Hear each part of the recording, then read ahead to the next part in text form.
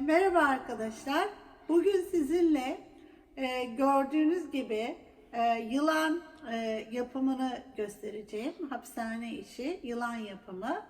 Oldukça karışık gibi duruyor. Ama benim sizinle paylaşacağım şablon ve örme tekniği sayesinde sizler bunu yapacaksınız. Yapmanız gereken şablonu benim tarif ettiğim biçimde dizmeniz. Şimdi şöyle sıralayacak olursak arkadaşlar, ilk yapmanız gereken videoyu baştan sona dikkatli bir şekilde bir kez izleyin. Sonrasında şablonu dizmek için iki ayrı ip edinin. Yani kukalarınız olacak, iki tane ayrı. Bunlardan birinci ipe şablonu takip ederek dizin renkleri. Ve separatör dediğim yerlerde de aralarına kağıtları ve üzerine yazmanız gereken yazıları mutlaka yazın. Dizerken bunları da aralarına yerleştirin, kağıt parçalarını. Evet. Ve ikinci ipe de alt çene dediğimiz bölümü dizdikten sonra arkadaşlar arkasından tekrar dönün videoya ve benimle beraber örmeye başlayın. Bu şekilde yapın. Göreceksiniz, bu işi yapacaksınız. Ama mutlaka söylediklerimi yapın.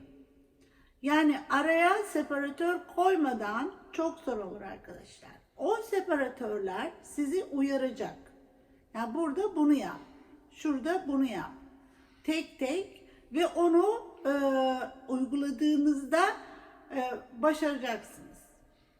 Ayrıca bir şey daha söylemek istiyorum. Önemli bir nokta arkadaşlar. Mesela arttırma bölümlerinde ve eksiltme bölümlerinde bana diyorlar ki işte daha başından hani seyrediyor, anlayamadım, yani nasıl yapıldığını anlayamadım diyor. Arkadaşlar o bölümü ben birkaç kez tekrar ediyorum. Yani birinde yakalayamazsanız diğerinde mutlaka yakalarsınız. O nedenle artırmalarda, eksiltmelerde mutlaka dikkatli bir şekilde izleyin. İkinci bir notum da size arkadaşlar, telefondan ziyade tablette veyahut da masa bilgisayarlarında izlerseniz veya televizyonda izlerseniz çok daha kolay göreceksiniz ve öreceksiniz. Evet, ben çok uzun bir süre uğraştım bunu size nasıl kolay anlatabilirim diye arkadaşlar. Gerçekten en kolay yolunu bu şekilde bulabildim. Ve sizlerin de benim bu emeklerimi boşa çıkarmayacağınızı biliyorum. Sizlere bir hediyem olsun arkadaşlar. Bu bilmiyorum, ben çok uğraşmıştım. Bunları öğrenebilmek için inanılmaz boncuklar harcadım. İşte söktüm, tekrar dizdim. Zor bir süreçti. Ama siz bu süreci yaşamayacaksınız. Benimle beraber öreceksiniz. Belki buna sizler de bir şeyler katacaksınız. Evet arkadaşlar, yılanı da sizinle paylaşmanın verdiği bir sevinç içerisinde sevgilerimi gönderiyorum. Sevgiyle kalın, Naza Tasarım'da kalın, hoşça kalın. Şimdi gerekli malzemeleri söylüyorum. İpe dizili kum boncuklarımız arkadaşlar. Benim şablonumda şu anda 4 renk hapishane yani kısmında, vücut kısmında 4 renk gerekli. Bunlar işte gri ve gri'nin bir tonu. Biraz parlağını seçtim ben. Şunda olduğu gibi. Şu şekilde. Desenimiz bu ve 12'li şablon. Ana gri bu. Yani vücudun büyük bir bölümünü oluşturan grimiz bu. Kenarlarındaki, orta kısımlarındaki desenler yine şu griden oluşuyor. Evet, siyah, beyaz, göz için 2 tane Ee, Kristal seçtim. 2 numara. Bunu 0,8 boncuk da koyabilirsiniz. Evet, ve ağzının iç kısmı için pembe rengi boncuğumuz var. Bunların dizilişlerini size vereceğim. Şimdi hem dizeceğiz hem öreceğiz arkadaşlar. O şekilde anlatacağım size. Evet, bunları anlattıktan sonra şu şekilde bakın. Değişik yılan desenleri var. Onları da kendiniz uygulayabilirsiniz. Birçok yerde değişik yılan desenleri var. Bu desen bizim uydurduğumuz bir desen. Evet, şimdi bunu nasıl yapıyorum onu göstereceğim. Gerekli malzemeleri söyledikten sonra. Tabii yine biz dantel ipini arkadaşlar örüyoruz. Bunlar 70 numara. Bu 70 numara. Bakın dantel ipi. Önceden ben bunları dizdim, hazırladım ama sizinle beraber yapacağız yine. Evet, 70 numara dantel ipine örüyorum. Evet arkadaşlar. Şimdi yavaş yavaş başlayalım.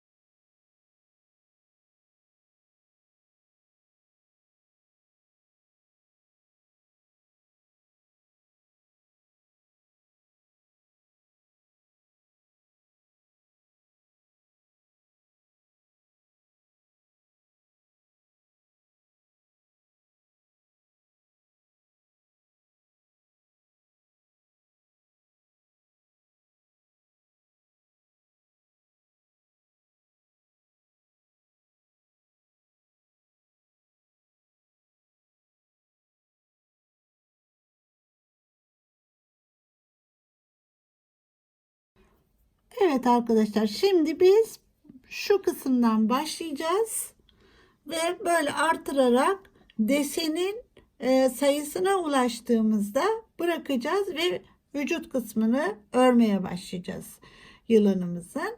Evet, şimdi bunun için, bu kısım için daha sonra buraya kuyruk yapacağız. Onu beraber yapacağız.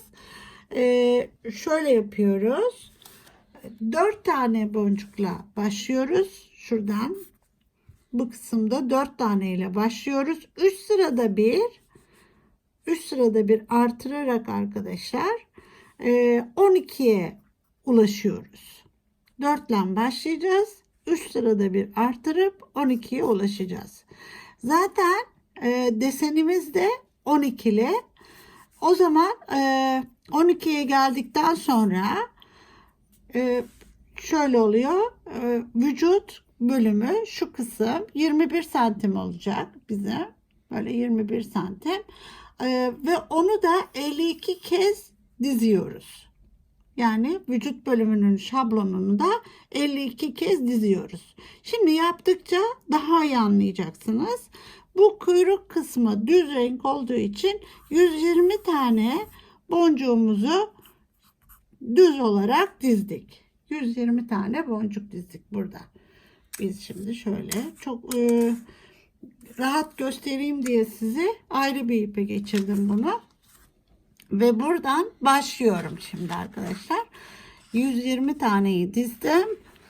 Sadece düz renk olarak 4 ile başlayacağım. Artıra artıra 12'ye geleceğim. Evet. Şimdi başlayalım. Yine ben bunu bu sihirli halka şeklinde başlıyorum.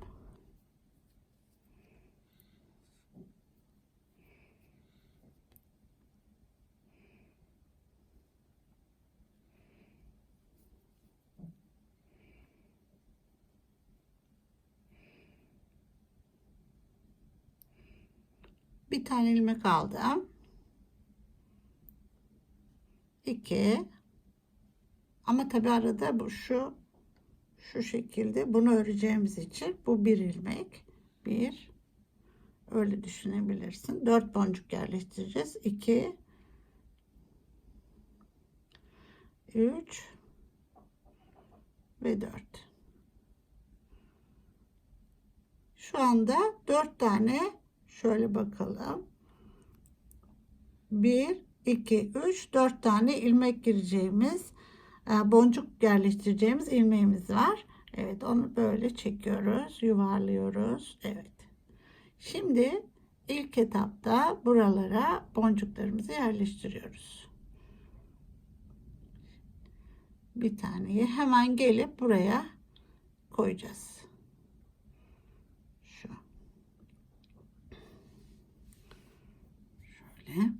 4 tane şurada ben 3 kere 4 12. 12 tane boncuğu ayırıyorum. 2 4 6 8 10 12.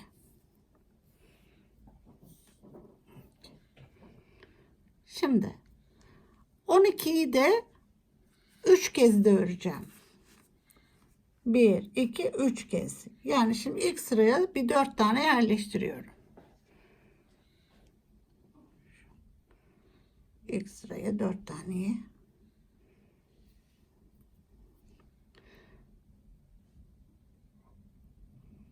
Bir, iki. Tekrar.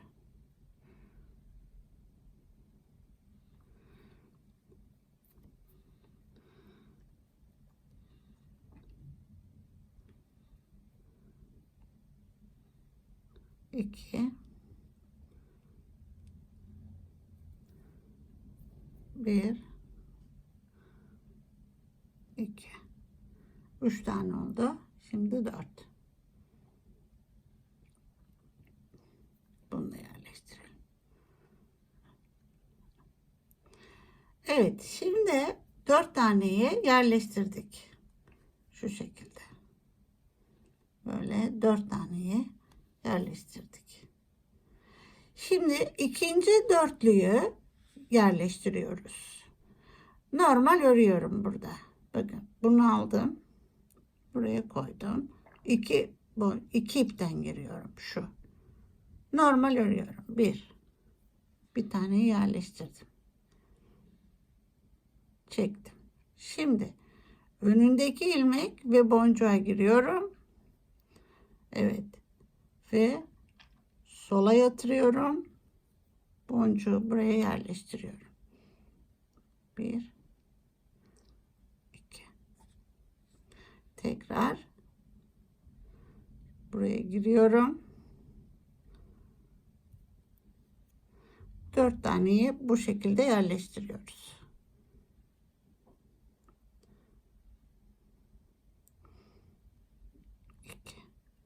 Son 4. Bunu da aldık. Şöyle yatırıyorum sola.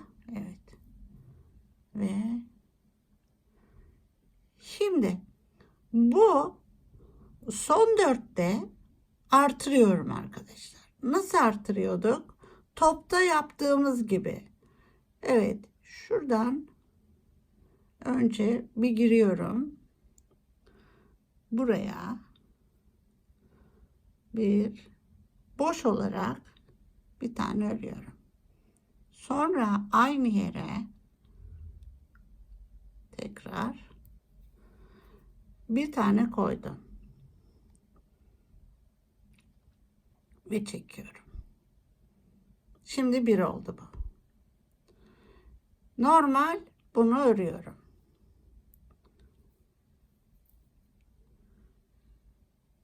Tam deminki yaptığımın karşısına yapacağım bir artırma işi daha. Buradayım. Şurada bir. Evet. Buraya bir artırma işi yapıyorum. Bir, iki. Tekrar aynı yere batıp bir tane boncuk yerleştiriyorum. 2.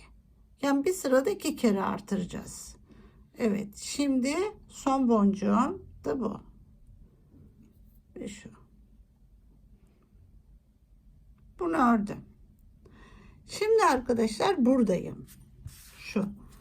Yani 6 tane. 6 boncuğumuz olacak. 6 tane öreceğim.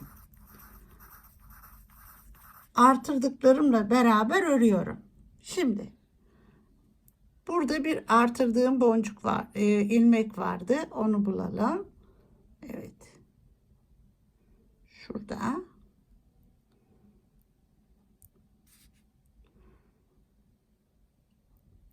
Evet. Buradan artırdığımla beraber tabii ben buradan 18 tane ayırıyorum. Neden? Üst sıra çünkü altılı öreceğim. 2, 4, 6, 8, 10, 12, 14, 16, 18 tane. Şu kısmı örmek için 18 adet ayırdım.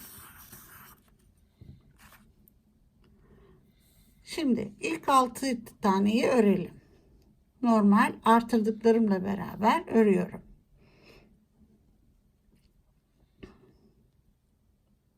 Bu bir. Şimdi bu kısımda bir tane daha ilmeğimiz var. Onu koyuyoruz. Ona başka girecek boncuğumuz yok. 2. Şimdi buradayım.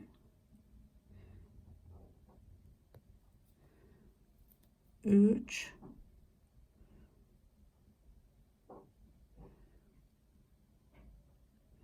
Şimdi 4.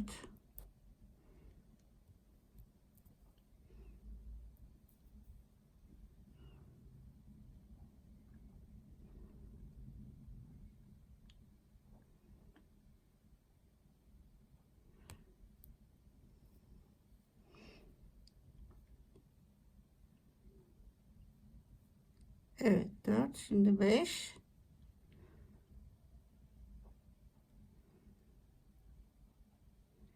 2, 4 ve 6. Yani şundayım.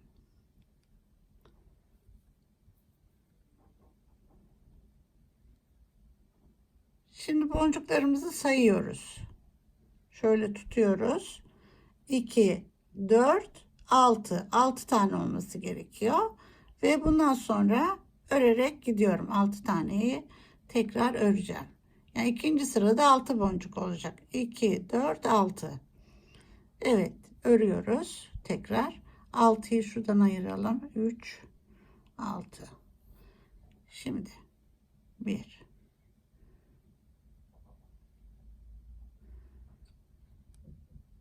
İlk başlarken her şeyde olduğu gibi bunda da biraz zorlanabiliriz. Biri koyduk.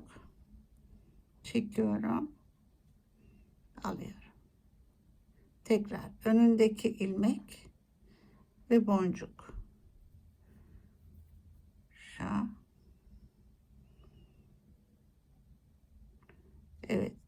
Önündeki ilmek ve bu boncuk. Şimdi tekrar koyuyoruz.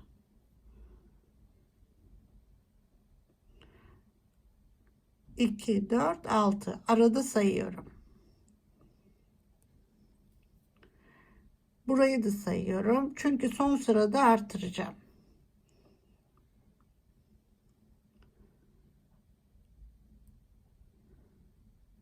Tekrar bir tane daha koyuyorum. Ve bu böylece 6 bitmiş oldu. Son 6'dayım. Evet, onu da kontrolünü yapıyorum. Şimdi 2, 4, 6. 3 tane de bir artıracağım. Şimdi buraya önce şöyle yapıyorum. Buraya bir ilmek koyuyorum. Dönüşte ona gireceğim çünkü bu bir. Tekrar aynı boncuğa bir boncuk yerleştiriyorum. Bir. Bu bir. 3 tane yapıp tekrar artıracağız. Şimdi 2,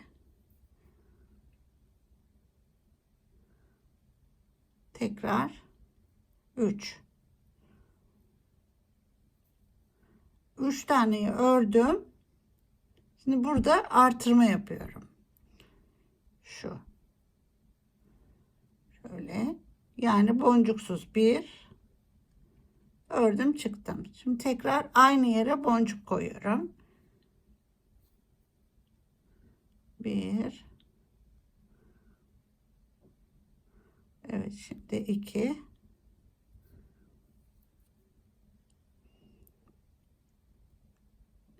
Ve 3. 3. Bunu koydum.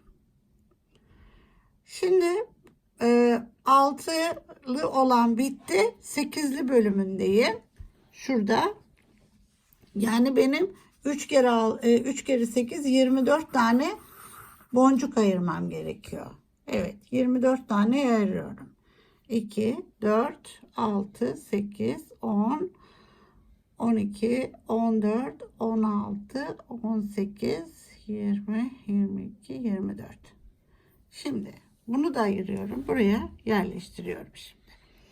İlkine yine artırdıklarımı da yerleştireceğim. Şuradan artırdım ya bir sıra önce, onlara yerleştirerek gideceğim. Şimdi şöyle, şimdi daha rahat olacak arkadaşlar. Şöyle bakıyoruz. Şuradayım. Bakın burada boşluk var. Bir önceki sıradan aldığım ilmek almıştık. O bir. Bunu yerleştiriyorum. Bir. Şimdi ikinciyi hep ikisini örelim. 2. Şimdi 3. Buradayım. Şu. Şimdi 4'ü örüyorum. 5. benim boşluk. Burada zaten altında belli boş orası. Oraya bir tane yerleştiriyoruz. Şimdi tekrar devam ediyorum. 1, 2.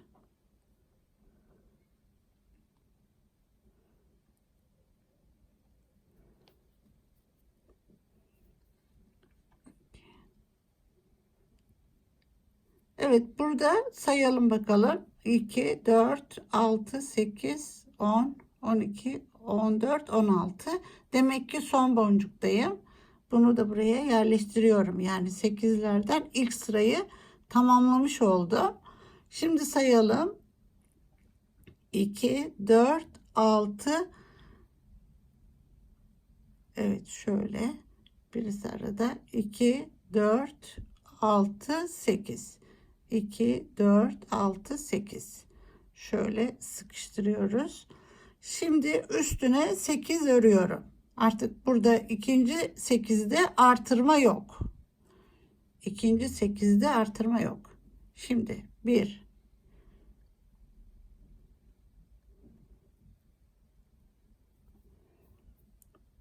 2,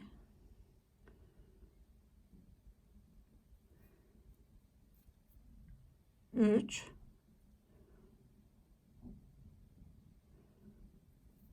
4,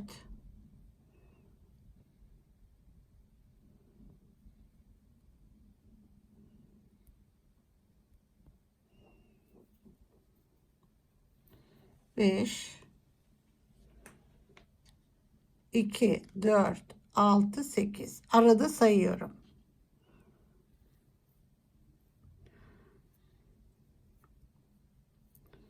Evet. İkinci sıranın, yani ikinci 8'in son 2 boncuğu.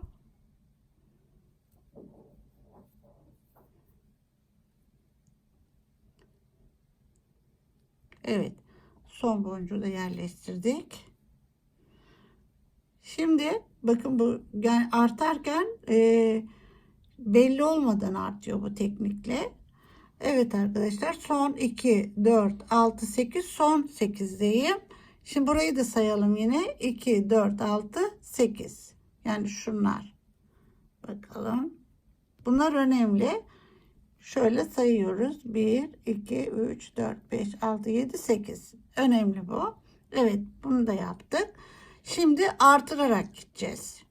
Yani bir sonraki için, bir sonraki sıra için bunu burada artırıyoruz. Önce artırıyoruz, sonra yerleştiriyoruz. Evet, şimdi önce bunu artırıyoruz. Şu buradan girdim buraya, çekiyorum, artır, bir boncuksuz. Şimdi buraya koyuyorum, bir yerleştirdim, çektim. Şimdi bu boncuk bir tane yerleştirdim. Şimdi 4 tane örüp yine yerleştireceğim. 1,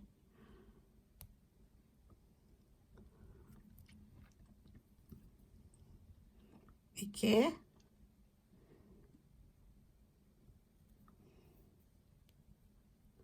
3, 4.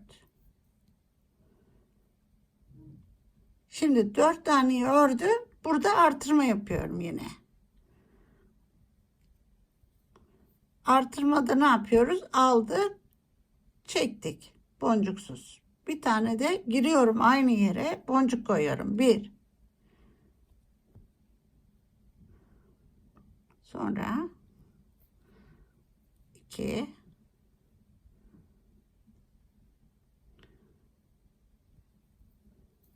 3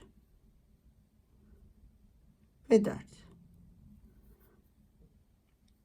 Böylece şimdi geldiğim nokta artırdığım ilk ilmek. Hani ayırdık ya, 4 4. Buradaki ilk ilmek. Ona geliyorum, ilk ilmeğe girdim. Şimdi burada 8 de bitti. 8 de bitti. 10'ludayım ben şimdi. Yani 3 kere 10, 30 ayırıyorum buradan. 30 ayırıyoruz. Bunları hep böyle böyle yapıyorum. Yoksa şaşırırsınız. Bu şekilde yapın.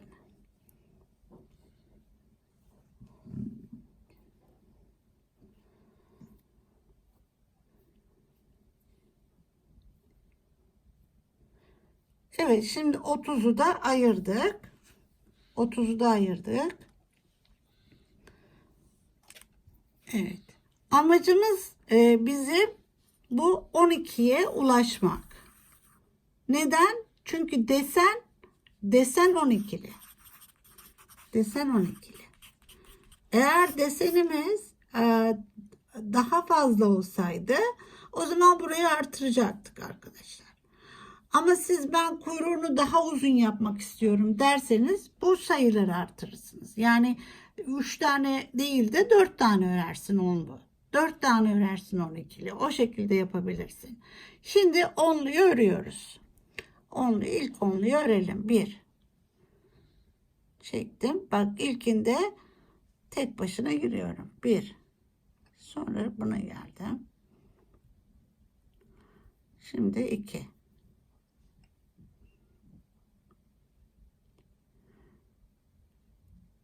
Evet.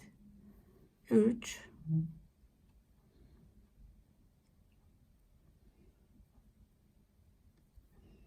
4 ve 5.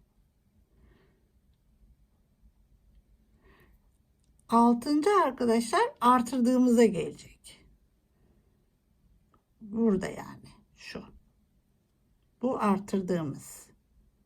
Bir sıra yani bir önceki sırada artırmıştık bunu. Buraya koyuyorum. Şimdi 1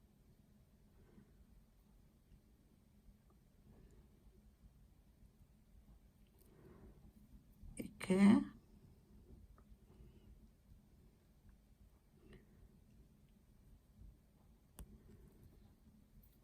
3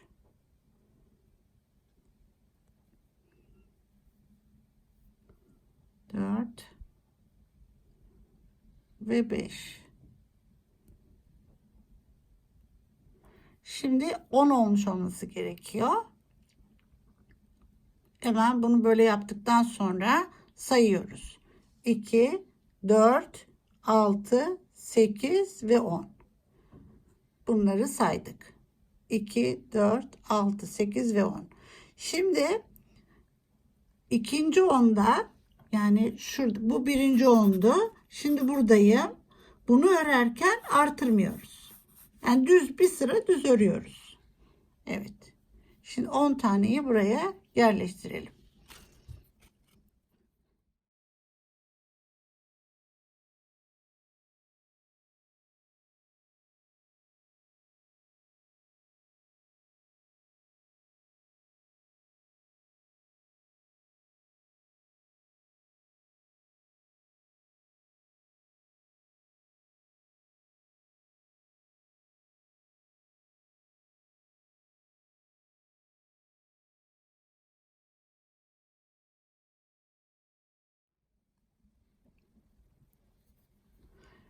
Ve son onu, yani onun sonuncu boncuğunu yerleştirdim. Şimdi son 10 boncuk kaldı elimde.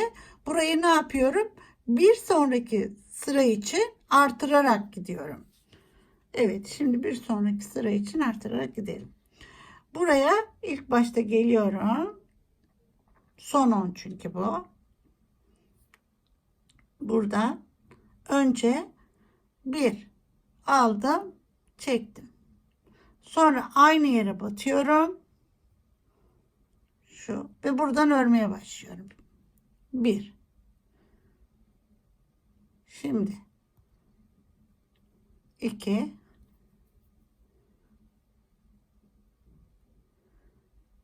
3,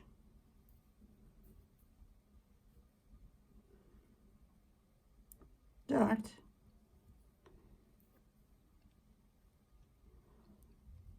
ve 5.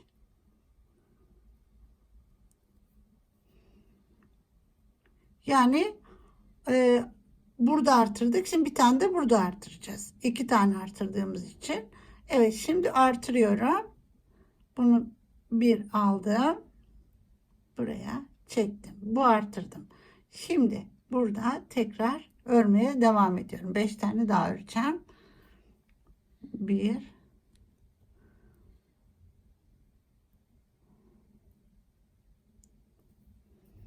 2,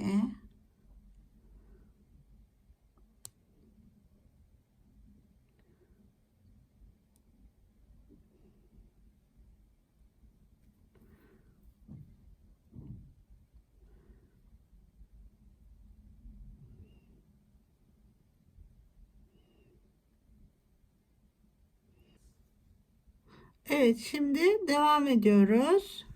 Buraya şunu koyduk. Evet, tekrar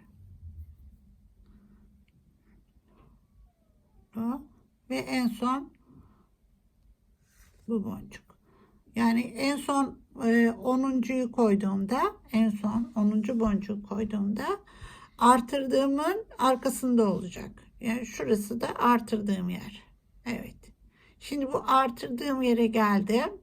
Buraya şimdi 12'leri yerleştireceğim. Onlar da bitti. Şimdi 12'leri yerleştireceğim. Ve bu 12 olduktan sonra arkadaşlar artık artırma yok. Artık artırma yok. Desene geçeceğiz. 3 sıra düz olarak 12 ayırıyorum. 12 ayırıyorum düz olarak. Yani 36 tane. Toplam 36 boncuk. Ayırıyorum, örüyorum.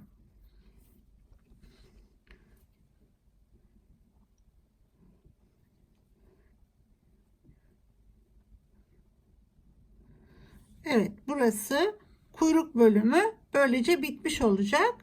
Ve ben burada şimdi 3 sıra 12 olarak örüyorum. Evet, şimdi artırdığımı giriyorum. 1, sonra tekrar aynı şekilde 2, buradan da buraya.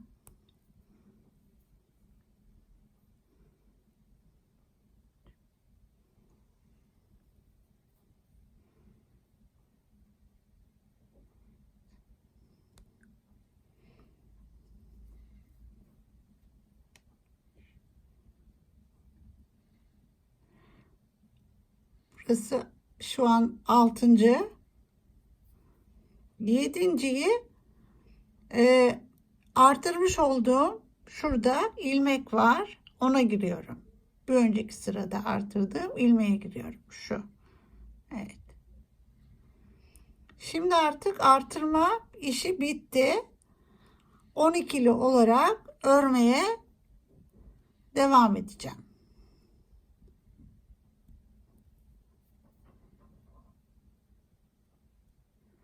Evet, şimdi bir sayalım. Burayı geçtikten sonra sayalım. 2, şöyle tutayım daha net görün. Şu 1, 2, 3, 4, 5, 6, 7, 8, 9, 10, 11, 12. Bu 12'yi görmemiz gerekiyor burada. Evet. Şimdi 12 olarak elimdeki boncukların hepsini örüyorum.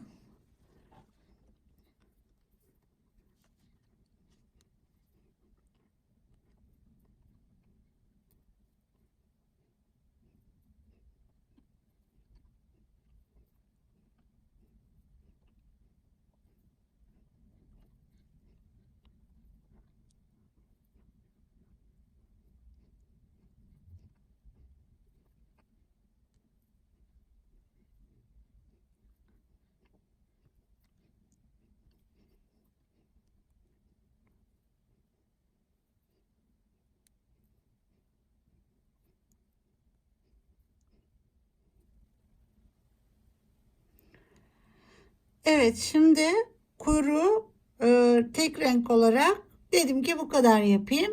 Bitsin. Evet, şimdi desene başlıyorum. Deseni arkadaşlar sizinle paylaşacağım.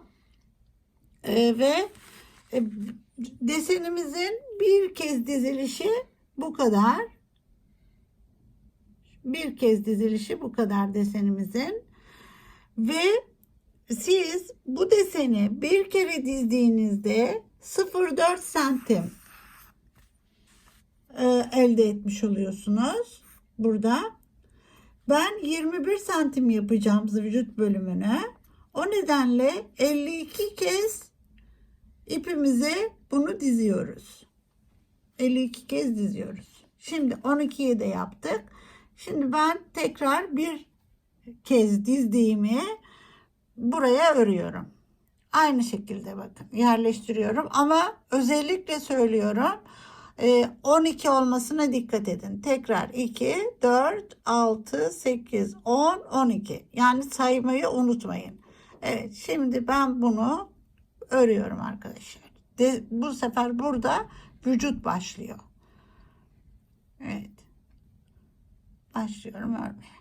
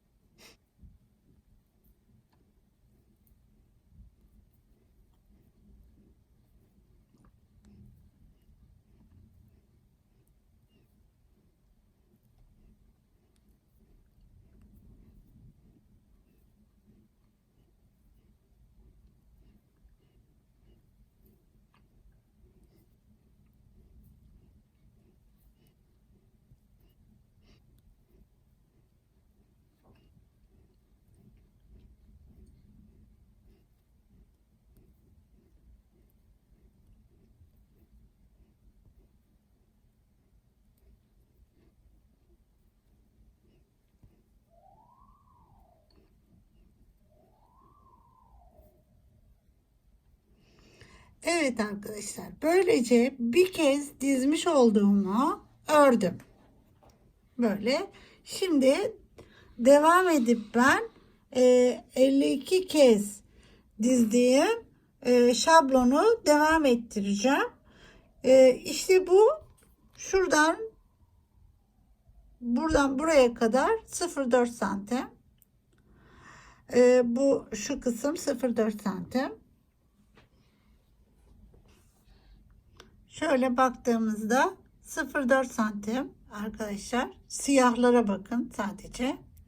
Siyah kısımlara ya da yarım bile diyebilirsiniz. 0,5 bile diyebilirsiniz. Ben 0,4'ten hesapladım işte. Ona göre 52 kez dizdim ve 21 santim olacak bu. Evet, ben şimdi örmeye devam ediyorum. Sonra boyun kısmında yine artırma bölümü var. Orada tekrar beraber olacağız. Evet arkadaşlar, biraz karışık bir bölüm şu anda ya da size öyle gelebilir. Ama adım adım takip ederseniz hiç de karışık olmadığını göreceksiniz. Şimdi buradaki şu şekilde ben kağıtlar yerleştirdim buna. Size gösterme maksatlı bunu yaptım. Bu ne demek oluyor? Şurada da yazılmış hali var. Son deseni bir kere dizdiğimi örmedim. Orada artırma yapacağım. Boyun bölümünü örüyoruz çünkü.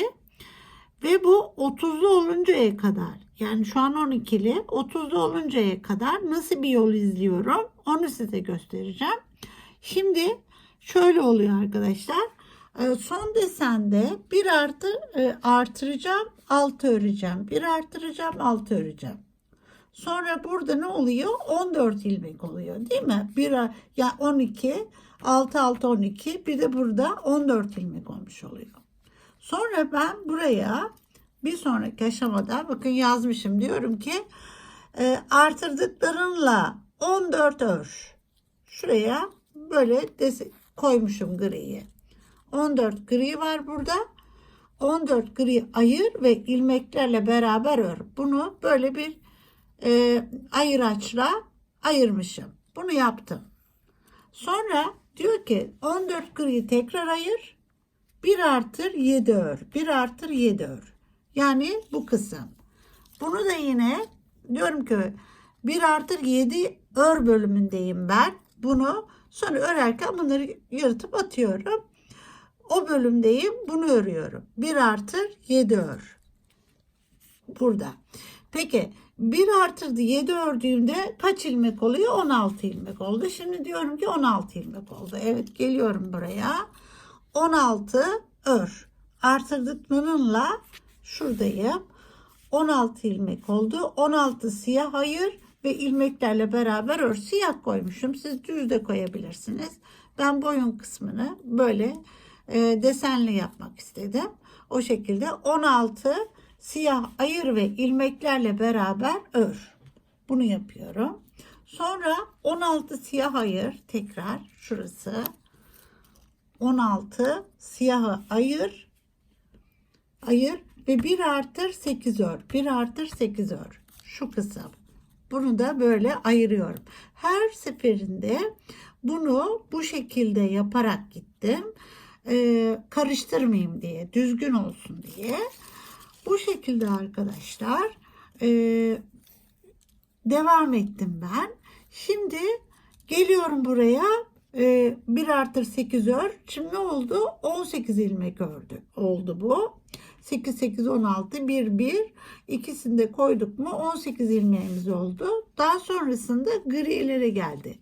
Ben size bunu paylaşacağım. Ve siz de aynı şekilde benim gibi böyle yazarak giderseniz ve bu şablonu takip edip yazarak giderseniz çok kolay olacak arkadaşlar. Bu nereye kadar gidiyor? Böyle çeviriyorum burada. 30 ilmek oluncaya kadar. 30 ilmek oluncaya kadar. Son 30 ilmeğim burası. Şöyle son 30 ilmeğim. Burası da 30 ilmek. Burası da 30 ilmek. Ve ben bunları ördükten sonra yılanın baş tarafına, yani bu ön tarafına, gözlerinin olduğu yere başlamış oluyorum ki burası da tamamen ayrı bir sistem. Oranın da şablonunu size vereceğim. Bu kısmı da vereceğim. Nasıl dizdiğimizi sırayla yapacağız. Şimdi bunu örelim biz arkadaşlar ve bu kısma kadar gelelim ve örgüyü ikiye bölmeyi öğreteceğim size. Evet, şimdi devam edeceğiz. Evet arkadaşlar, şimdi son desenimizi bir kere dizmiştik ya, bir kere daha son olarak onun en son 12 boncuğunu ayırdım. 2, 4, 6, 8, 10, 12 boncuğu. Yani şuradayım. Diyorum ki son desenin son 2 boncuğu. 12 boncuğunu ayırdım. Bundan sonra örme tekniğini değiştiriyoruz. Evet, bu da önemli bir nokta. Şimdi şuradayım ve sadece ipi örüyoruz. Evet, sadece ipi örüyoruz. Şimdi bir tane ilmek alıyorum, artırıyorum. Bir, çıktım. Aynı yere batıp bu 12 taneyi öreceğim. Şöyle. Önce tabii 6 tane örüyoruz. Bir tane artırdık. 6 tane örelim. Sadece ip örüyoruz. 2. Şimdi buradayım. Bakın sadece ip örüyorum. 3.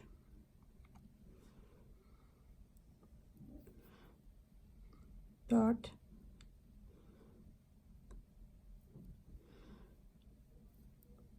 5. Şimdi 6 örüyorum. 6 bittikten sonra geliyorum buraya, şu ilmeğim bu. Önce bir artır diyorum. Bir artır. Artırdık. Şimdi aynı yere bat, örmeye devam et. 1. Evet.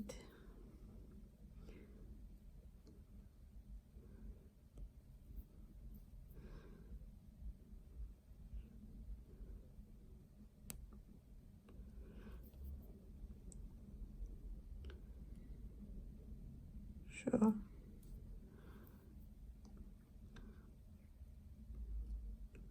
Ve son boncuğu ördüğümde ilmeğe gelmiş olmam gerekiyor. Artırdığım ilmeğe. Bakıyorum. Evet, burada artırdığım ilmek. Tamam, şimdi oradayım. Buradayım. Artırdığım ilmekteyim. Evet. Şimdi bundan sonra hem burayı hem benim yazıp buraya taktığım küçük kağıtları kontrol ediyorum. Tabii şimdi ne yaptım? 6 ördüm. Ya bir artırdım 6 ördüm. Bir artırdım 6 ördüm. Böylece 14 tane ilmeğim oldu. Şimdi 14 ilmeğim oldu. Değil mi? Şimdi 14 tane gri boncuk ayıracağım ve ilmeklerle beraber öreceğim. 14 tane ayırıyorum buradan. Böyle getirdim buraya. Zaten bakın buraya not almışım. 14 tane gri ayır ve ilmeklerle beraber ör. Kendime bu notu koymuşum. Bu şablona bakarak dizdim. Şimdi ve bunu yırtıyorum, atıyorum şuradan. Evet. Geliyorum, bunu öreceğim. Dikkatli bir şekilde. Evet, 14 tane öreceğim. Nereye? İpi örüyorum artık. 1.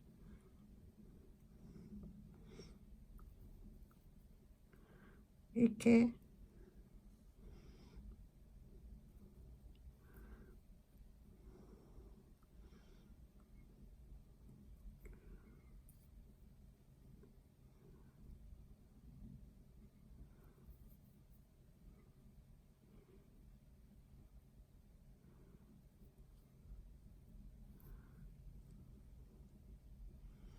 'Şimdi bu 14 ya, 14.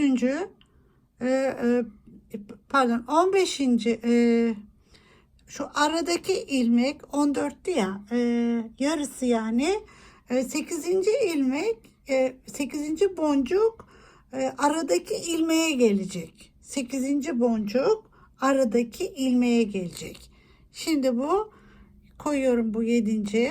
2 4 şöyle yapıyoruz.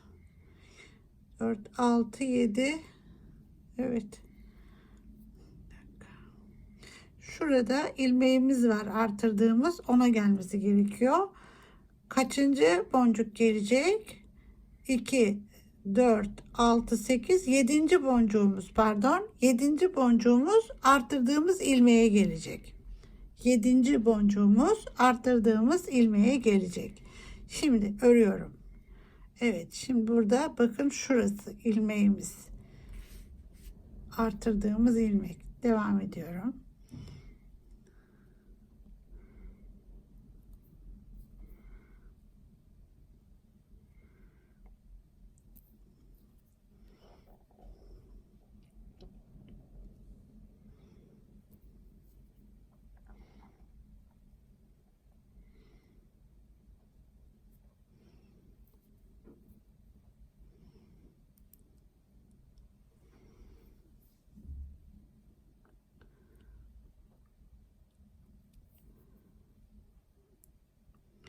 Şimdi biz arkadaşlar, bitti elimdeki 14 boncuk olması gerekiyor bunun çevresinde. Bakıyoruz.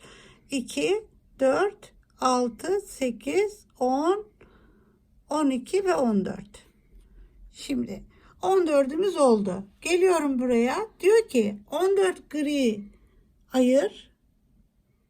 1 artır 7 ör. 1 artır 7 ör. 14 tane boncuk ayır. Ve hem de buradan tekrar bakıyorum. Şuraya. Burada da öyle diyor. 14 gri ayır. 1 artır 7 ör. 1 artır 7 ör. Evet. Bunu şimdi aldıktan sonra koparıyorum. Buraya getiriyorum. Diyor ki önce 1 artır. Önce bir, hemen şuradan 1 artırıyoruz. Buraya girdim. Artırıyorum. Şöyle koyayım. Artırıyorum, 1 çektim. Aynı yere tekrar giriyorum. Şimdi 1 artır 7 ör. 7 tane örüyorum. 1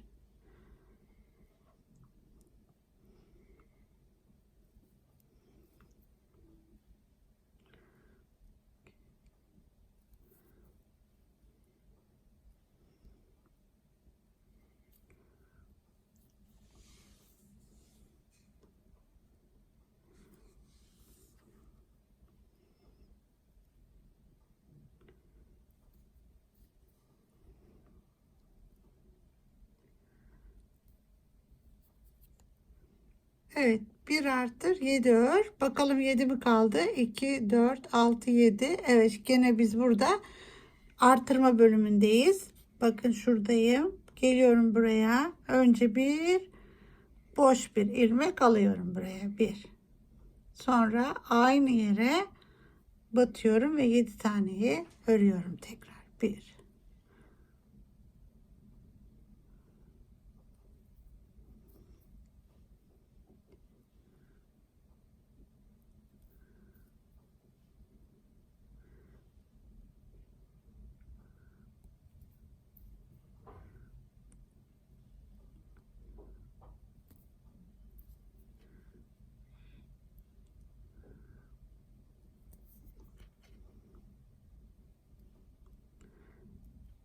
ve yedinci en sonuncusu, en son boncuğa giriyor.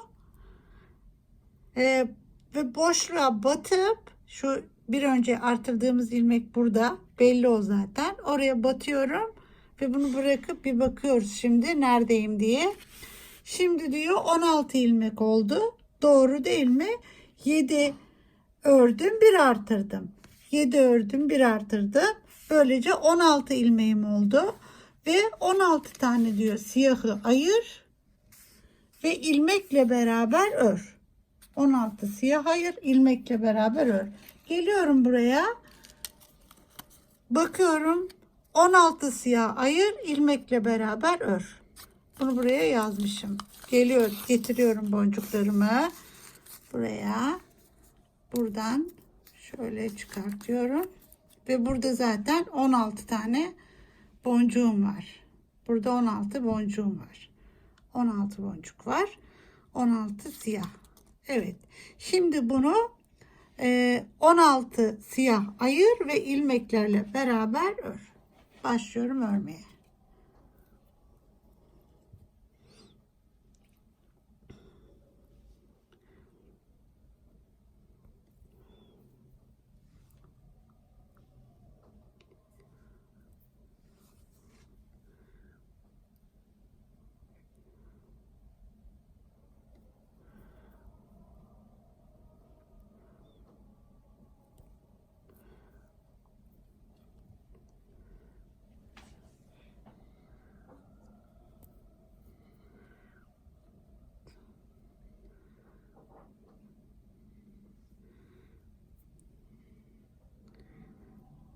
Evet, şimdi bakın 8. boncuğu buraya koyuyorum. Neye dikkat edeceğim? 9 boş ilmeğe gelecek. Şurada boş ilmeğim var. Ona denk gelecek ve devam ediyorum.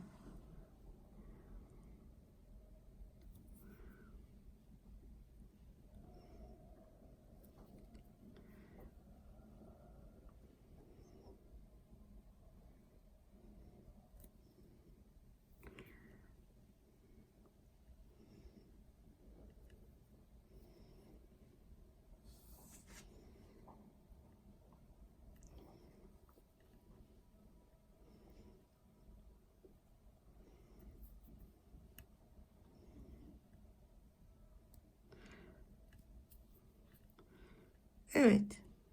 Şimdi 16 tane siyah örüldü.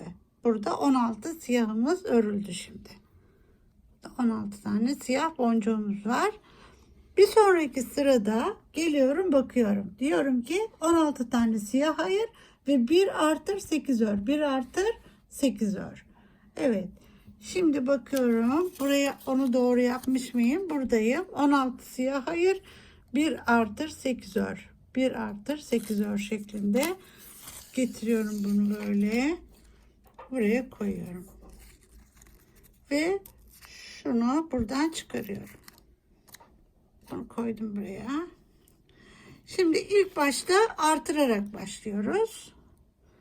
Ve sadece ipe giriyoruz. Şuraya giriyorum.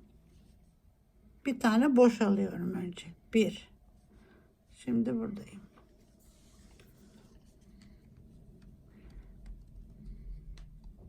Bir boncuk koydum.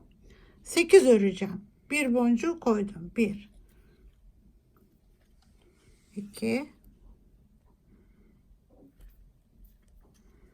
3 4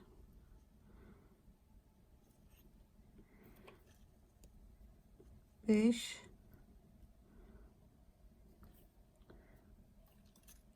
6 7 ve 8.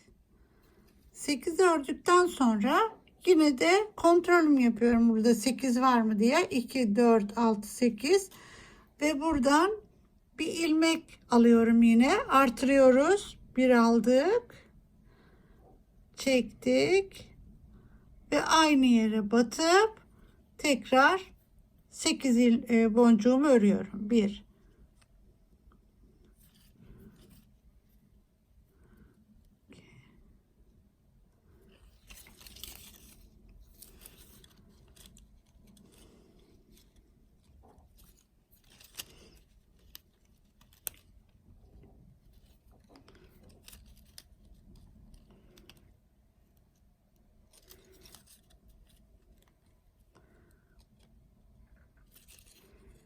Evet.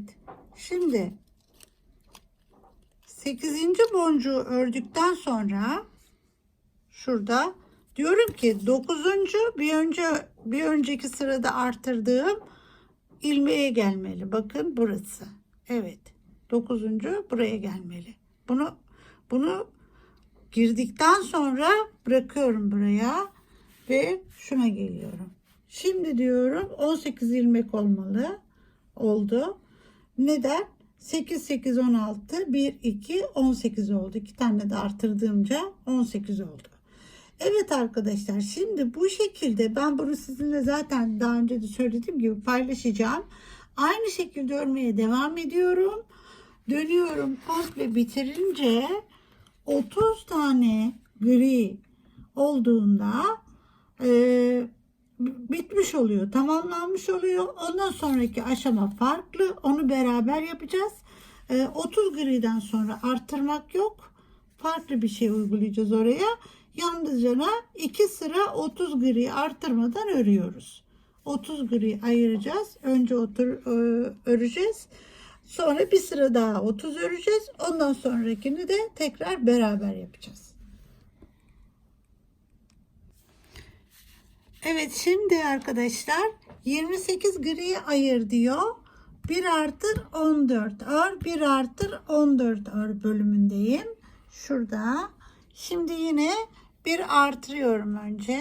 Buradan yine aynı şekilde. Artık 30 yapıyorum bundan, gördüğünüz gibi. Çünkü 14 28 2 de artınca 30 olacak.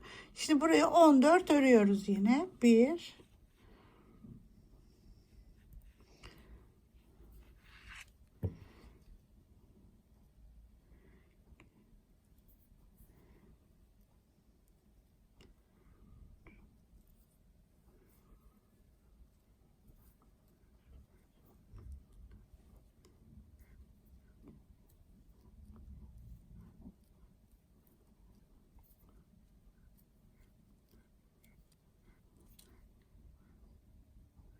Gördüğünüz gibi burada 14 boncuğum kaldı. Şimdi burada yine bir tane daha artırma yapıyorum. Giriyoruz buraya. 1 çektik. Aynı yere tekrar giriyorum. 14 boncuğumu örmeye devam ediyorum.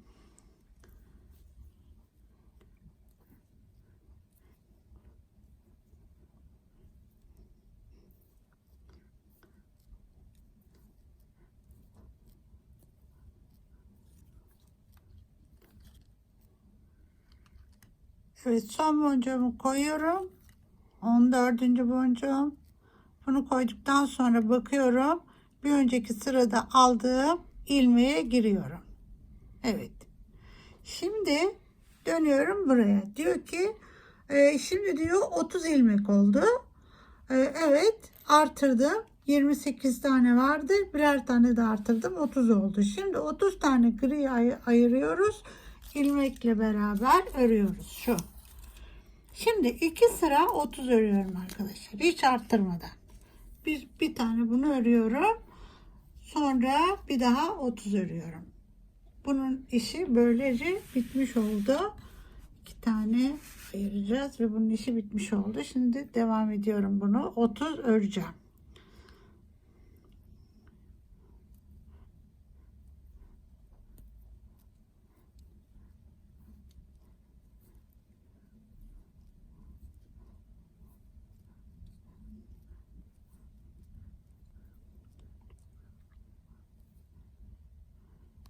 Şimdi bu 15. 16'yı atlamıyoruz. Burada girdiğimiz, bir önceki sırada girdiğimiz ilmek ve devam ediyoruz.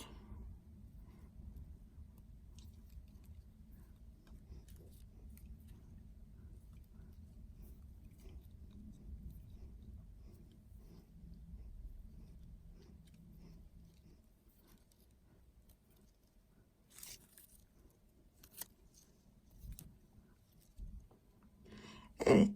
Şimdi böylece 30 boncuk oldu. Hatta bir sayalım.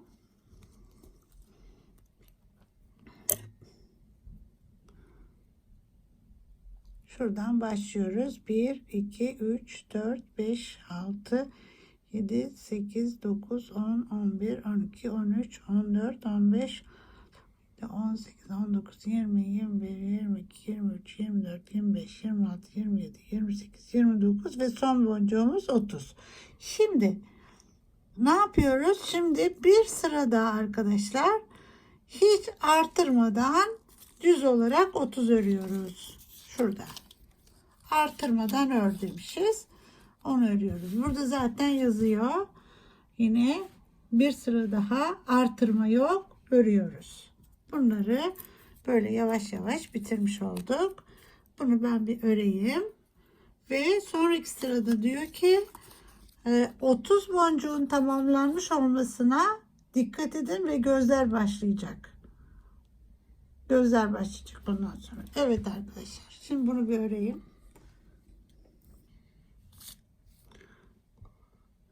Evet, şimdi artık şu bölüme geldik.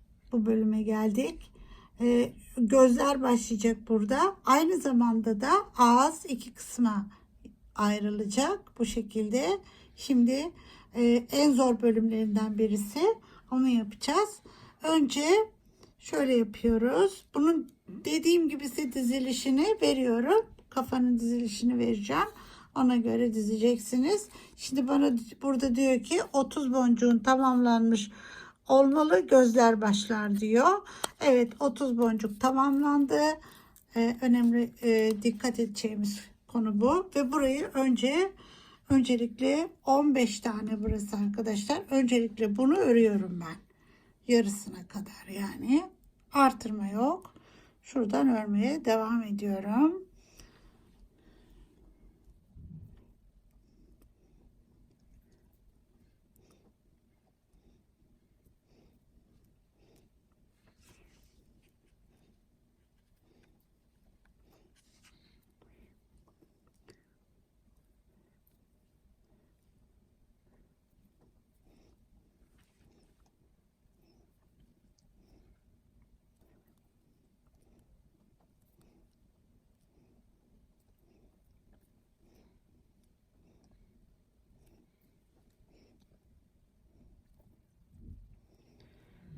Evet arkadaşlar. Şimdi bunu ördük. Bunu yaptıktan sonra iki tane yolu var. Nasıl yaparız? Buraya ilmek çekip şöyle ilmek alıp buraya kadar onun üzerine örebiliriz. Veyahut da benim yaptığım gibi yapalım. Onu göstereyim size. Ayrı bir iplen örüyorum. Şöyle. Ve bunu içine yerleştiriyorum arkadaşlar. Şöyle yapıyoruz. Şimdi arka tarafını da ağız kısmını da yapacağız. Burada apayrı bir yuvarlak yapmam gerekiyor. 15-15 30 tane olmalı. Şimdi ona göre ben buraya 30'dan bir tane fazla ilmek alıp bir şöyle çekiyorum.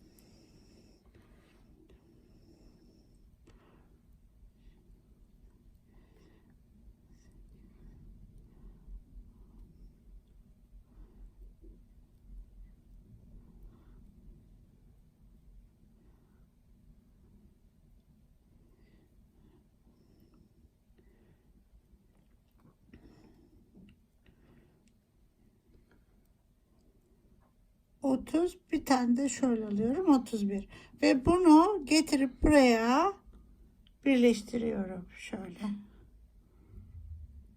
Evet, bunu birleştirdikten sonra üstüne bir sıra sık iğne geçiyorum. Böyle bir tane sık iğne geçiyorum komple hepsine.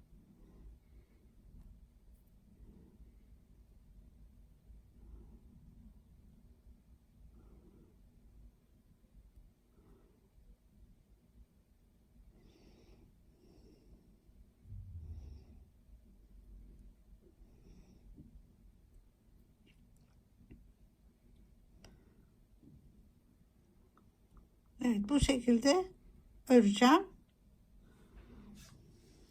Şimdi bunu ördükten sonra arkadaşlar bitti burası. Bunu kesiyoruz şuradan. Şöyle.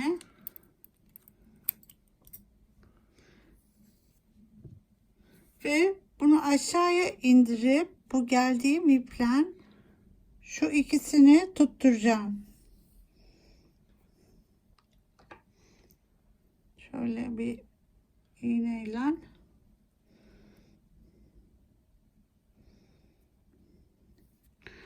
bunu aşağı ineceğim.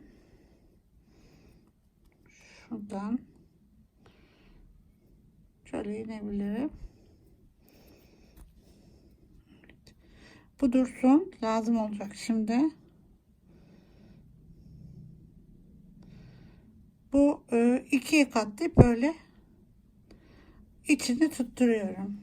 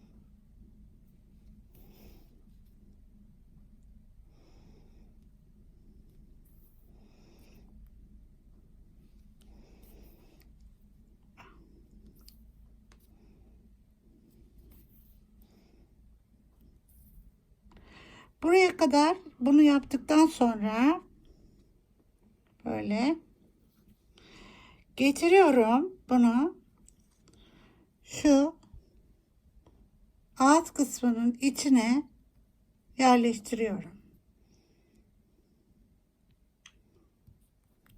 Şöyle buradayım ben. Tam bu çıkım noktasından şuradan böyle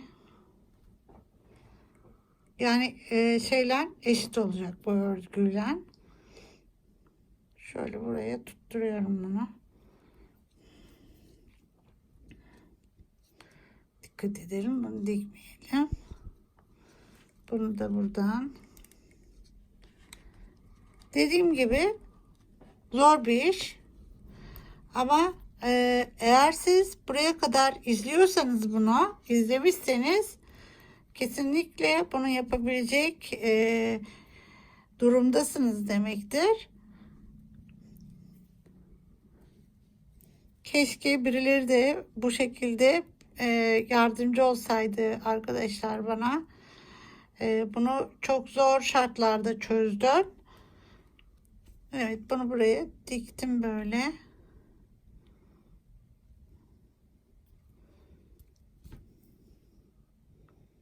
Bu burada dursun. Şimdi diğer ucu dikeceğim. Buradaki. Onu da şuradan geçirelim.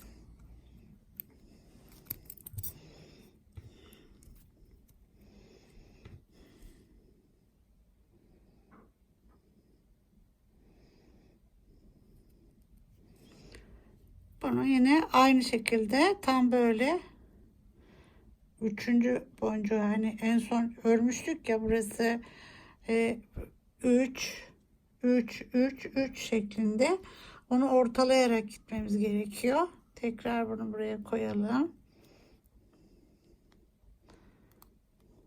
Evet. Bir de tabi ters yapmayalım. Öreceğiz çünkü bunu. Şöyle, evet. Tekrar şöyle giriyorum. Evet, girdiğim çıktım. Evet. Bir dakika.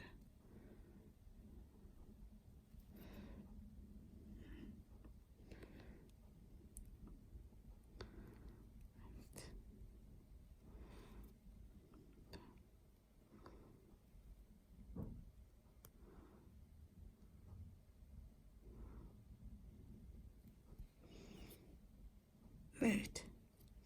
Şimdi bunları sıkıştırmak gerekiyor arkadaşlar, ipimizi çıkabilir. O nedenle şöyle birkaç kez gidip geliyorum.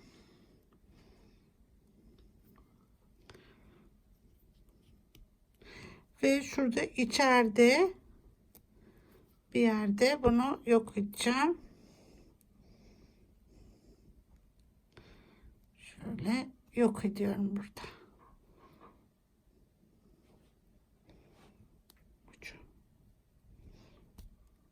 Evet.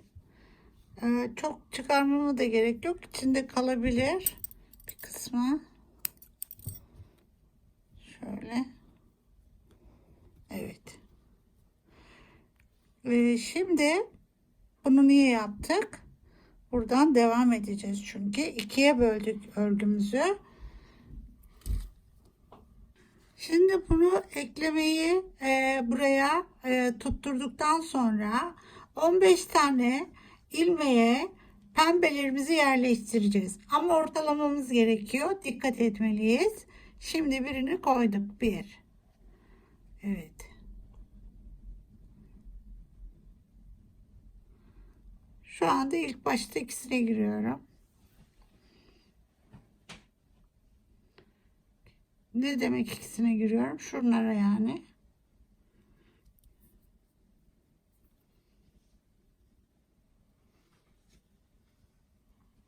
Şu.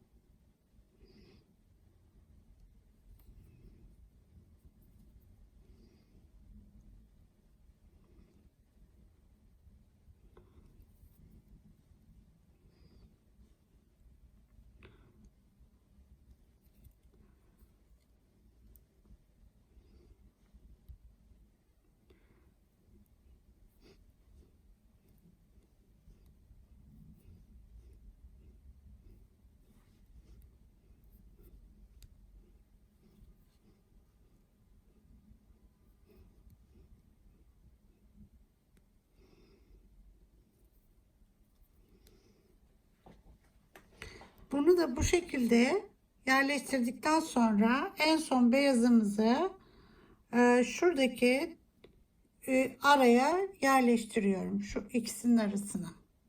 Şöyle geliyorum. Evet. Şöyle şu araya buradan da tutturacağım. Şöyle. Ama tabii üçüncüye olması gerekiyor. Şuraya. Şuna tutturacağım. Şöyle bakın. Evet, beyazı buraya yerleştirelim.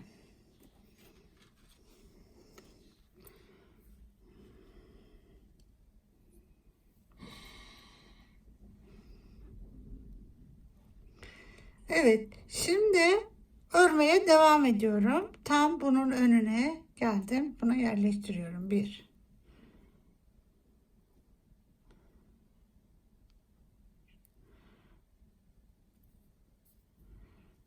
İki.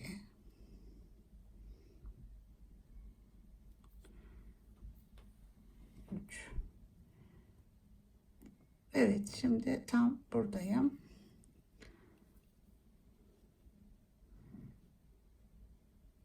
Normal yine ipi örüyorum.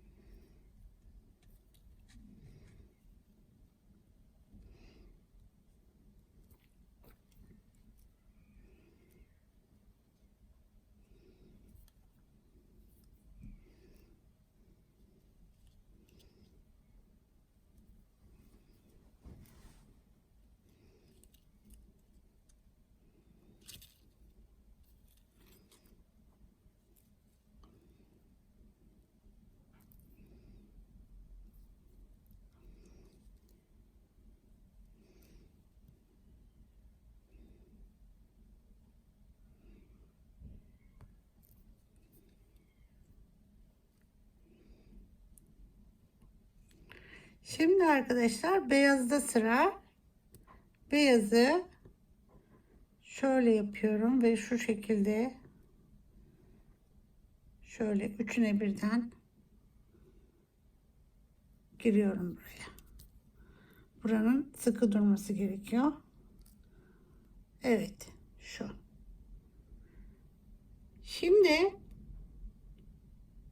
tekrardan devam ediyorum. Geliyor çünkü pembeye geldi sıra. Burada 2, 4, 6, 8, 10, 12, 14, 15. Demek ki bunları birebir üzerine yerleştirerek öreceğiz. Şimdi şuradayım. Her pembenin üstüne bir pembe gelecek şimdi. Şöyle bir. Atlamadan hiç.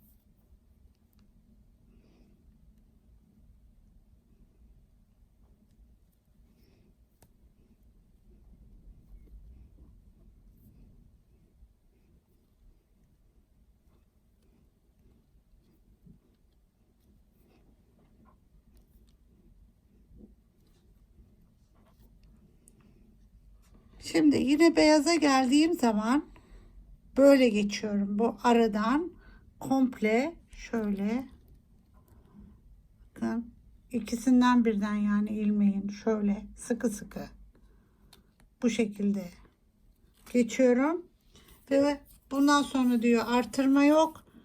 Ve örmeye devam ediyoruz. Artık eksiltmelere geçeceğiz.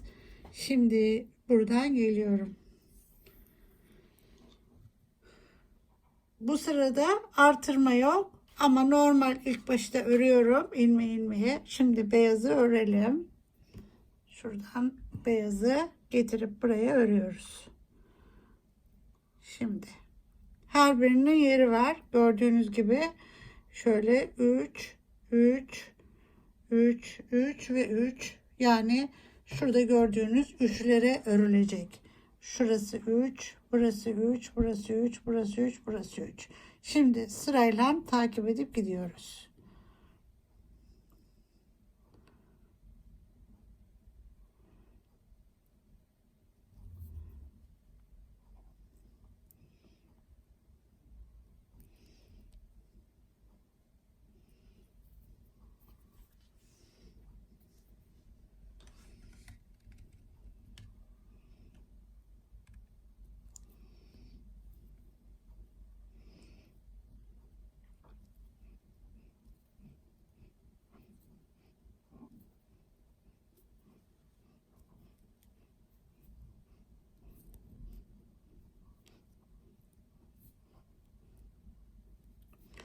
Üçüncü griyi, yani son griyi yerleştirdikten sonra beyaza geliyorum. Yine bakın beyazın şöyle içinden şu şekilde kalın bir şekilde, böyle hani tek ipe değil iki ipe birden giriyorum. Şuraya geçiyorum. Bir. Şu. Şimdi evet. Bakıyoruz. 15'ti. 2, 4, 6, 8, 10, 12, 14, 15. Yine bu 15. Demek ki her bir pembeye bir pembeye öreceğiz. Buradan devam ediyorum. Şuradan 15'ten başladık. İkinci 15, üçüncü 15.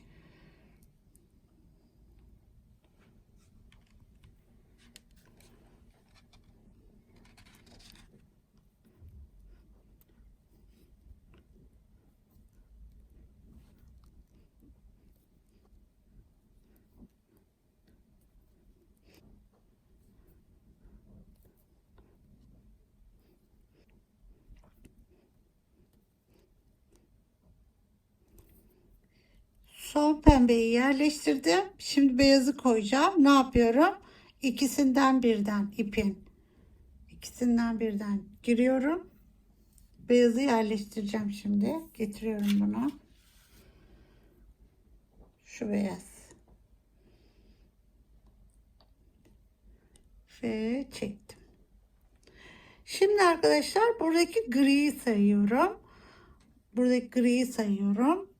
15 mi bakacağım? 2, 4, 6, 8, 10, 12, 14. Demek ki artık azaltmaya başlıyorum. 14 bu. Azaltmaya başladığım zaman buraya geldiğimde azaltıyorum. Bir tanesini atlıyorum. Buradan birini alıyorum. Hep buradan atlıyorum. Buraya geldiğimde. Öbürkünü de buradan yapıyorum. Evet. Şimdi ne demek istiyorum? Şimdi bunu bir tane atladık. Bakın bunu örmüyorum. Buraya giriyorum. Evet.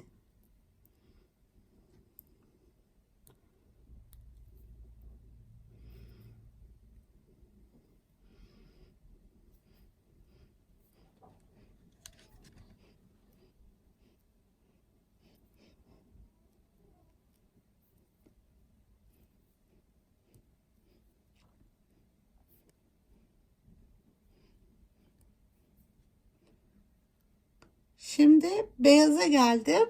Beyazda bir şey değişmiyor arkadaşlar. Aynı yere giriyorum. Bakın böyle ikisine birden. Önemli bu. Yoksa ağız bir tarafa kayar arkadaşlar. O nedenle bunu bu şekilde yapmanız gerekiyor. Evet, bu şuradan giriyorum ve çıktım. Şimdi buraya geldiğinizde artık pembe de azalmaya başlayacak. Pembeyi sayalım. 2, 4, 6, 8, 10, 12, 14 oldu. İşte burada yine ilkini atlıyoruz. Buna girmiyoruz. Buna girmeyeceğiz. Girmiyoruz. Buna giriyoruz. Evet.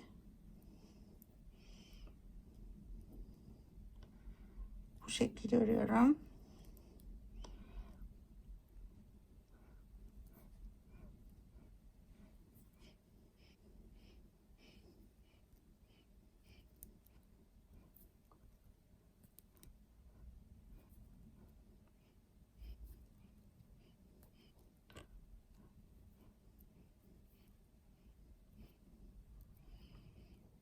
Ve yine sıra beyazda.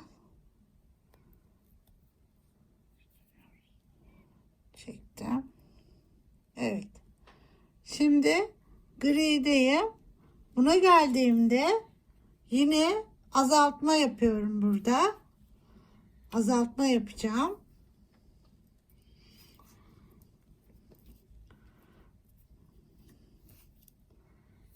Şöyle geliyorum. Bakın ne yapıyorum? Buna değil, buna giriyorum. Bu şekilde. Buna giriyorum ve örüyorum. Şimdi arkadaşlar size zaten ben bunun dizilişini vereceğim. Örme tekniği de aynı bu şekilde devam edecek. Arada yine göstereceğim. Şimdi biraz öreyim. Aynı şekilde öreceğim çünkü azalta azalta. Siz başladığınızda mantığını çözmüş olacaksınız. Bu şekilde devam ediyoruz arkadaşlar. Evet. Şimdi arkadaşlar ben bunu bitirdiğimde şu kısmı bitirmiş oluyorum. Bunu bitirdiğimde bu kısmı bitirmiş oluyorum. Bakın gördüğünüz gibi böyle azalta azalta buradan bitirmiş oluyorum. Böyle azalta azalta gideceğim. Şablonu takip ediyorum hem de yani yanlış dizmiş miyim onu da hep kontrollü gidiyorum. Ve devam ediyorum şimdi. Evet. Buradayım. Şimdi buraya geldiğimde ne yapıyorduk? Buna girmiyoruz. Girmiyoruz. Buna giriyoruz. Şuna. Bu önemli. Burada yaparsanız olmaz arkadaşlar. Burada yapacaksınız. Başlarken. Evet.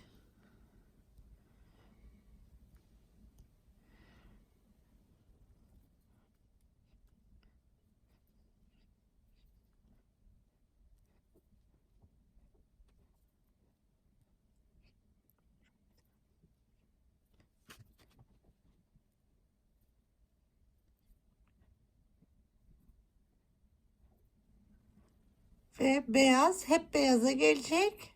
Buradan çıkıyorum şöyle. Bakın ikisinden birden. Şöyle iki ipten. Buradan çekip çıkıyoruz. Evet, pembelere geldiğinizde yine aynı şeyi yapıyoruz. Buna girmiyoruz. Buna girmiyoruz. Atlıyoruz. Şuna giriyorum. Hemen yanındakine. Şu.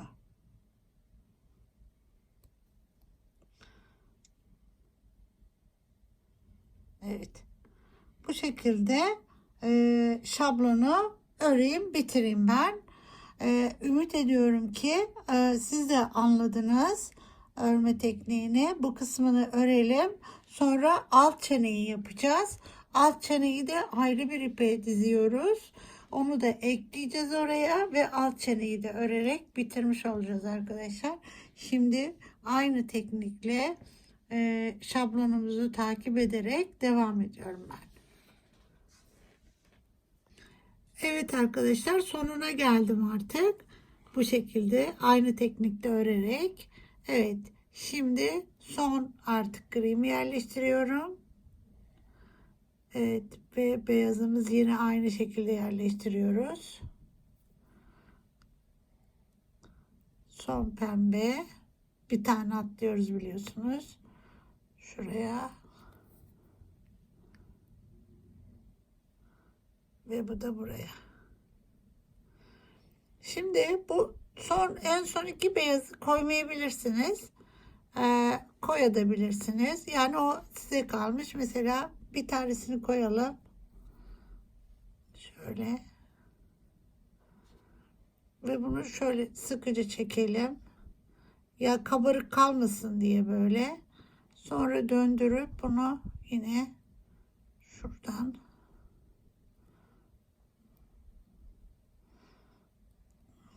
şöyle biraz şey oluyor, zor oluyor en sonu.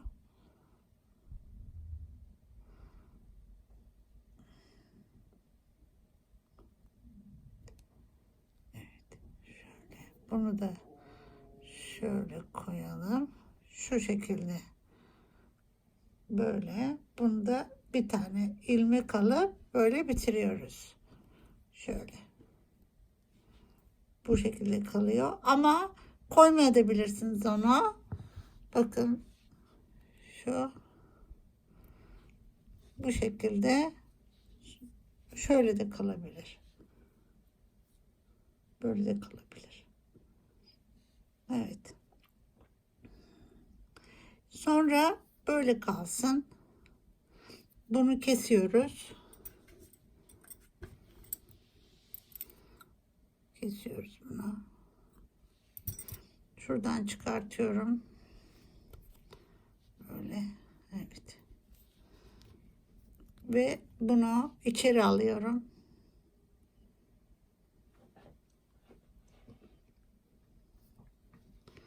Buradan şöyle içeri alıyorum. Şöyle çekiyorum ve düzeltiyorum onu. Tekrar şuradan şöyle geçiyorum. İçinden. Evet. Bunu da şöyle geçelim. Tamam.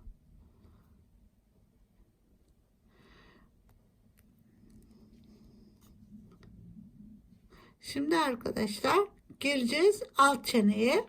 Şimdi bunların dizilişlerini ayrı ayrı vereceğim size. Ve nasıl dizeceksiniz sırasını da yapacağım.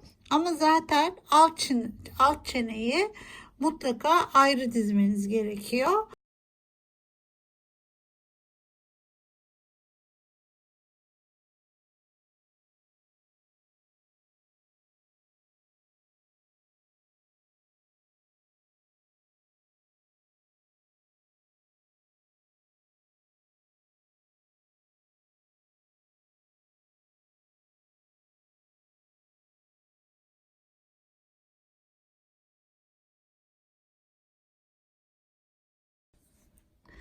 Evet arkadaşlar, şimdi alt çeneyi yapacağız. Onun öncesinde bu arayı dikmiştik ya, onu ben bir söküyorum. Söktüm böyle. Bir öyle dikmiştik onu, biliyorsunuz. Nedeni ise daha rahat örün diye arkadaşlar. Bunu daha rahat örmeniz için bu aradaki diktiğimiz arayı söktüm. Şimdi bu şekilde bana yeter bu. Rahat örmem açısından. Evet, şimdi buraya şablona uygun olarak dizdiğim alt çeneyi buraya ilave edip öreceğim. Aynı üst çenede olduğu gibi. Şimdi buraya bunu böyle bağlıyorum. Şu.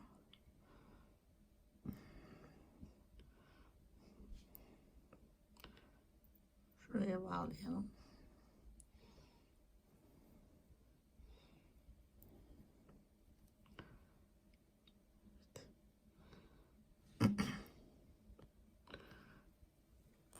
Şöyle bir ilmekle daha sonra bunu içeride yok ederiz.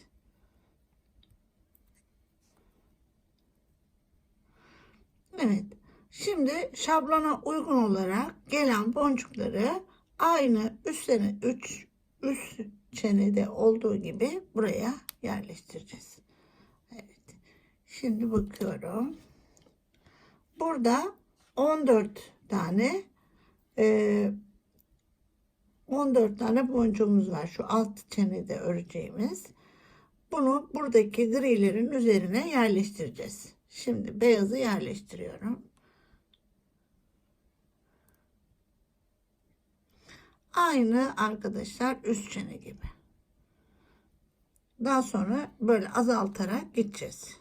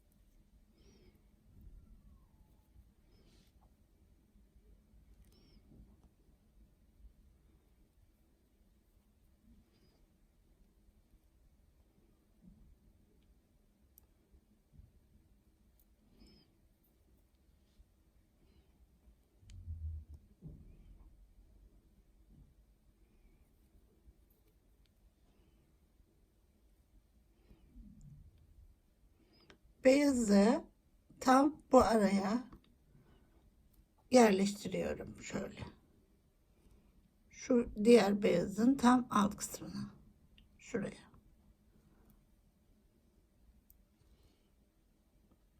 Şimdi sıra pembelerde. Pembeleri yerleştireceğiz.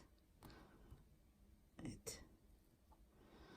15 tane, pardon 14 tane. 2, 4, 6, 8, 10, 12, 14 tane pembeyi arada daha önceden örüp yerleştirdiğimiz ilmeklerin üzerine örüyorum.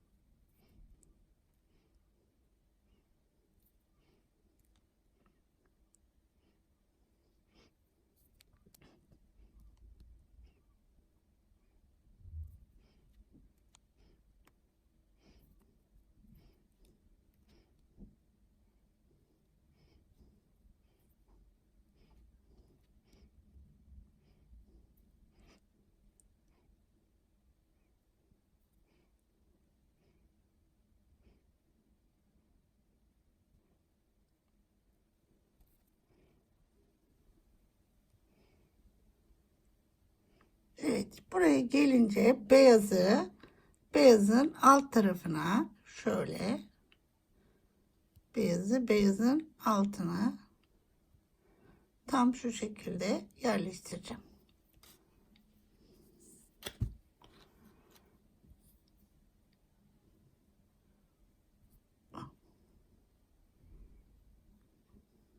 Bu şekilde.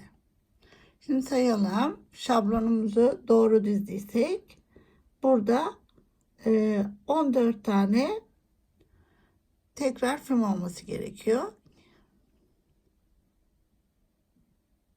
14 tane. Bunu da devam ediyorum. Tekrar aynı boncukların üzerine yerleştireceğiz. Bunları atlamayalım. Sonra denk gelmez. Evet. Bu şekilde arkadaşlar bunu şablona uygun olarak öreceğim. Şimdi bunları öreyim ben. 14'leri bitireyim. Sonrasında azaltma bölümünü tekrar beraber yapalım. Şimdi arkadaşlar pembeye geldiğimde 13 pembe var. Oysa ki burada 14 pembemiz vardı. O nedenle bir tanesini atlayıp şuna giriyoruz. Bakın burada bir pembeyi atlıyoruz. Şurada. Buna değil, buna giriyoruz. Evet. Ve bu şekilde devam ediyorum örmeye. Şimdi 13 pembeyi buraya yerleştireceğim.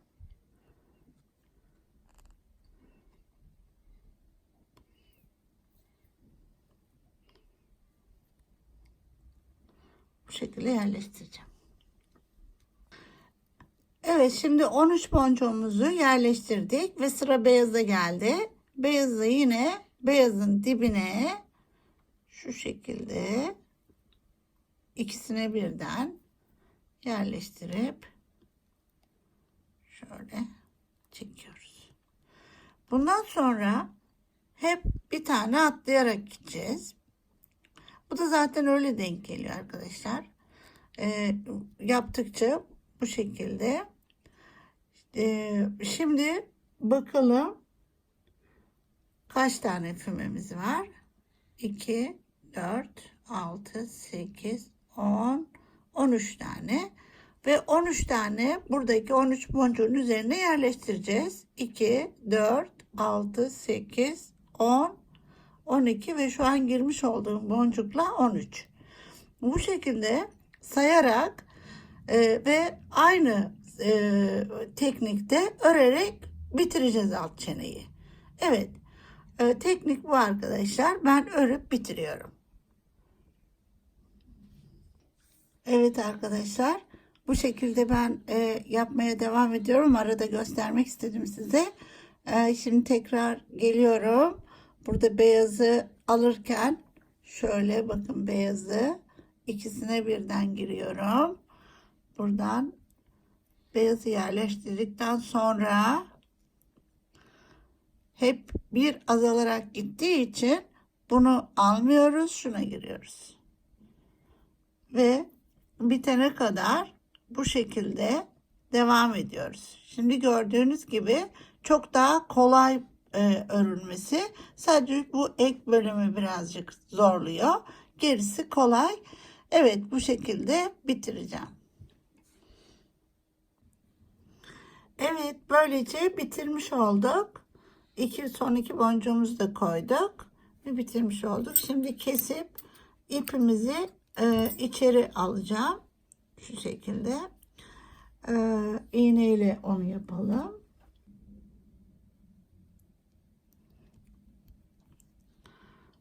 Bunu şuradan böyle dikerek aşağı ineceğim. Şu şekilde.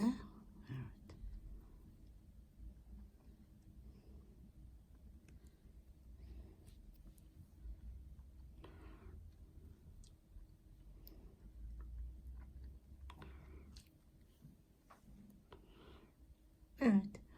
Böylece alt çene de bitmiş oldu.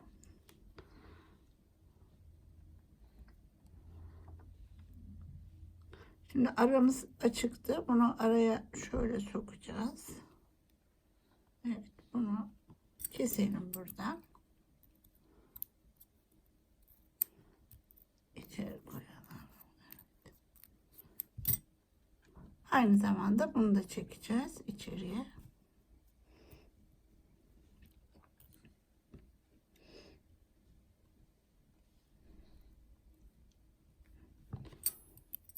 Bunu da böyle içeri yerleştirelim.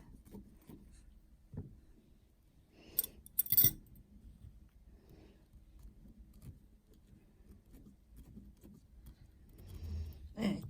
Şimdi arkadaşlar, isterseniz bunu şu şekilde tutturabilirsiniz. Buradan şöyle bir birit atıp ondan tutturabilirsiniz. Böyle ileri geri kolunuza taktığınızda da o şekilde durabilir. İsterseniz de daha sonraki bölümlerde bir tane birit çekeceğim size. Onu kullanabilirsiniz. Evet. Ve şu kuyruk kısmında bunu nasıl yapacağız? Onu da bir görelim. Şimdi buraya bir ip ilave ediyorum. Şöyle. Ve buradan bir tane boncuktan çıkıyorum. Buraya 10 tane kum alıyorum. 10 tane. 2, 4, 6, 7, 8, 9, 10 tane. Şöyle.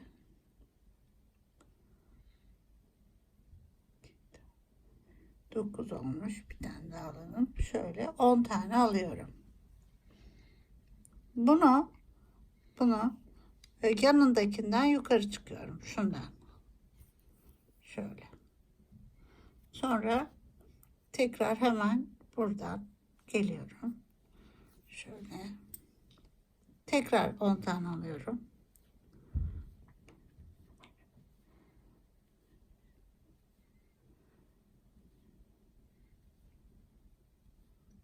On tane.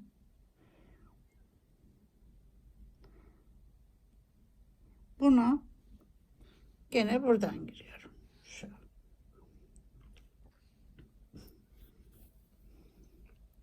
Evet, şöyle. Şimdi buradayken mesela bir aşağı iniyorum. Şuna. Şimdi buraya iniyorum. Her seferinde iğnenizin yukarı bakıyor olması gerekiyor. Böyle durması için. O nedenle bir tane yukarı çıkıyorum. Şöyle. Evet. Tekrar 10 tane alıyorum.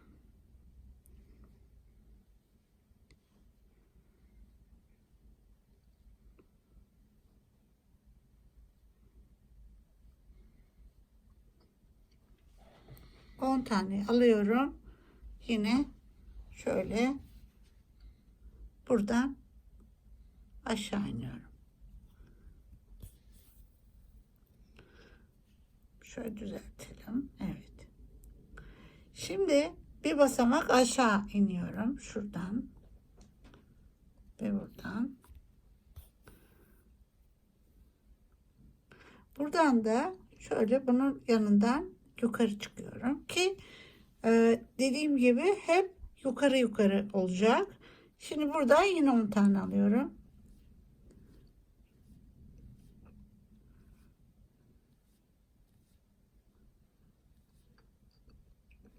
10.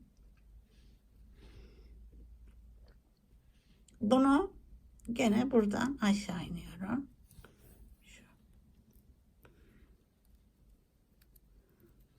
Şöyle. Ve şimdi buradan da yukarı şuna çıkıyorum. Tekrar 10 tane alıyorum.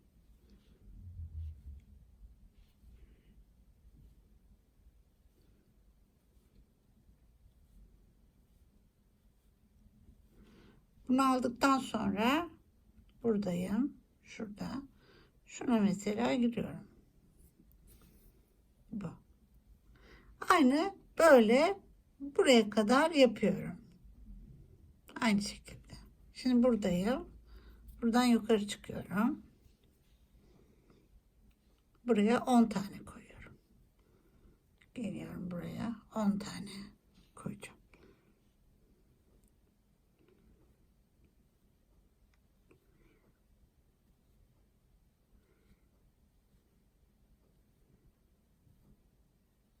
On taneyi alıyorum. Böyle buraya iniyorum. Şu.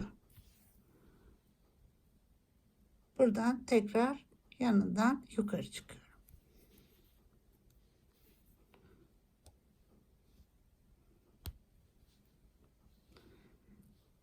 Evet. Bu şekilde tamamlıyorum kuyruğunu. Böyle böyle dolduracağım. Evet arkadaşlar, kuyruğunu da bu kadar yaptım. İsterseniz uzatabilirsiniz. Ben bu kadar yaptım.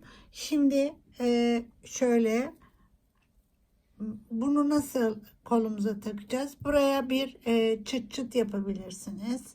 Yan kısma dikebilirsiniz. Veyahut bu şekilde düz olarak bir klips örebilirsiniz. Şöyle yapıyorum. Evet. Şu şekilde tutturup böyle bir şey yapabilirsiniz. Evet. Belki ileriki derslerimizde bunun, çünkü oldukça uzun bir işi var. Zaten yılan kendince oldukça uzun. Siz belki buraya bir halka yapabilirsiniz. Başka bir şekilde onunla tutturabilirsiniz. Evet arkadaşlar, zor bir çalışma. Bunu buna göre örmüştüm. Bu da şu şekilde, bakın bu mesela, bunun boyu daha uzunmuş. Evet. Şöyle duruyor. Evet, sizler de bu tür yılan desenlerini bulup çalışabilirsiniz. Kendiniz de yapabilirsiniz.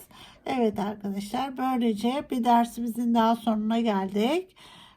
Şu şekilde yılanlarımız gerçekten zor ve uzun bir çalışma. Evet, sizlere kolay gelsin. Sağlıcakla kalın. Mazot eserimde kalın. Umarım faydalı oluyorumdur.